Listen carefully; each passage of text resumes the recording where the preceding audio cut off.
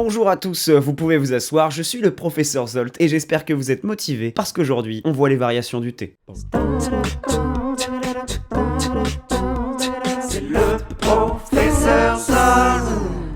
Comme je vous l'avais dit au premier cours sur le PTK, le T correspond à la charlet, aussi appelée hi-hat en anglais. Donc pour bien commencer le cours, on va déjà voir comment fonctionne une vraie charlet, une charlet de batterie. Il s'agit donc d'un pied sur lequel reposent deux cymbales. Eh monsieur, pour 200 balles, je vous trouve un bête de shit sa mère. Non, j'ai dit deux cymbales. Cymbales. Et je suis pas intéressé, merci. Bon, je vais faire comme si j'avais rien vu, continuons. Je disais donc un pied sur lequel reposent deux cymbales. C'est les cymbales, voilà, comme ça. Grâce à une sorte de piston, on pourra faire se soulever la cymbale du dessus pour éviter qu'elle soit étouffée par celle du dessous, comme ceci. Le charlet a donc deux positions, fermé et ouvert, et le son ne sera pas le même selon la position. Si on tape sur la charlet fermée, on aura le son T qu'on a déjà vu. Alors que si on tape dessus quand la cymbale est ouverte, le son n'aura rien à voir. On l'appellera TO pour ouvert, et ça ressemblera plus à ça. Et on peut également taper sur la cymbale fermée, puis l'ouvrir et la refermer. Et on aura un son encore différent qui se constituera en trois phases. D'abord le T standard, fermé, puis le T ouvert, et ensuite on coupera le son en refermant. On fera donc et on appellera ce son le TST. Bien, passons à la suite. Je ne sais pas si vous vous en souvenez, mais nous avions vu la semaine dernière que la difficulté du T n'était pas dans sa réalisation, mais dans la capacité qu'on aura à en faire plusieurs rapidement. Alors moi je m'en souviens super bien, et je me suis même entraîné sur le tatetito tuto tetita. Monsieur! Non, François, te la pète pas. Et Victor, on lance pas des trucs sur ses camarades. C'est quoi ça? Bon, peu importe. On va maintenant voir comment utiliser notre T dans un rythme. Reprenons notre petit rythme basique du cours sur le PTK, qui était PTK, T, PTK. Je vous rappelle, au passage vite fait, que vous pouvez toujours remplacer le K par le PF, pour ceux qui ont encore des difficultés à faire. Pour ceux qui utilisent PF, c'est donc... C'est un son facile. Ouais, enfin, il y a facile et facile, hein. Oui, bon, admettons, relativement facile. Mais que se passe-t-il si on vient mettre deux T entre les P et les K? Donc, P, T, T, K, T, T, P, T, T, K. On va faire... Encore là, ça passe. Et si on met 3 T, on fera donc P, T, T, T, K, T, T, T, P, T, T, T, K. Ça va encore. Mais que se passe-t-il si on essaye de faire le son très rapidement? Ça deviendra vraiment compliqué de caler nos 3 T. Et c'est là qu'intervient le TK. En remplaçant le T du milieu par un K, on va largement améliorer notre capacité à enchaîner les T. Le petit K se fera en gardant les dents serrées et en gardant la sonorité qu'on a dans le T.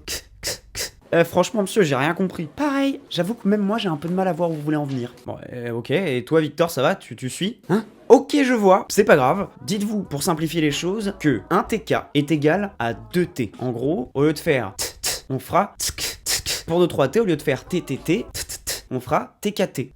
Donc pour notre petit rythme, au lieu de faire on fera P, TKT, K, TKT, P, TKT, K. Et là, du coup, c'est beaucoup plus facile de le faire rapidement. Alors que si je voulais le faire avec un T standard, ce serait très compliqué de le faire à cette vitesse-là. Ça demande beaucoup plus d'énergie. Et grâce au TK, on pourra même mettre de plus en plus de T entre le P et le K. Par exemple, on pourra en mettre 4 pour continuer. Donc on fera P, TK, TK, K, TK, TK, P, TK, TK, K.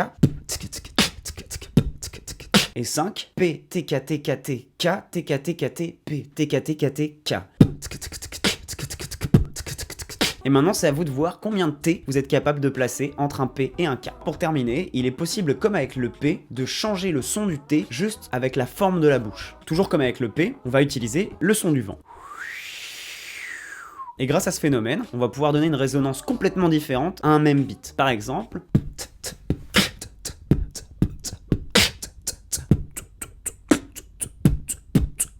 Voilà pour les variations du T. J'espère que vous avez pris des notes. Passons maintenant aux mots de la semaine, qui sont positifs, négatifs. Ah, pas de vulgarité cette semaine?